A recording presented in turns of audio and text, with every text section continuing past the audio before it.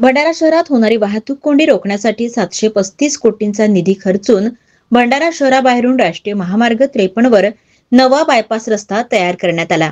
मात्र गेल्या 3 दिवसांपासून भंडारा जिल्ह्यात मुसळधार पाऊस बरसत आहे. त्यामुळे सर्वत्र पूरजन्य परिस्थिती पाहायला मिळते. तर याच पावसामुळे भंडारा जिल्ह्यातून जाणाऱ्या नवीन बायपास रस्त्याची पिंचिंग अक्षरशः वाहून गेली. त्यामुळे या निकृष्ट दर्जाच्या बांधकामाचे पितळ उघडे पडले असून अगदी 4 दिवसांआधी केंद्रीय मंत्री नितीन गडकरी यांच्या हस्ते या पुलाचे लोकार्पण करण्यात आले होते.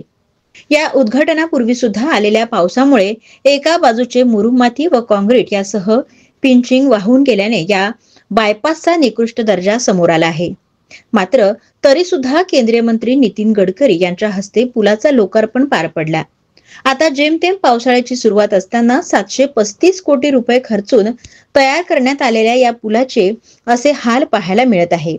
पुढे किती वर्ष हा बायपास टिकेल असा सवाल देखील उपस्थित होत आहे. त्यामुळे या पुलाच्या कामाची सखोल चौकशी करून स्वामी समर्थ कन्स्ट्रक्शन कंपनीवर कारवाई करण्यात यावी अशी मागणी होत आहे.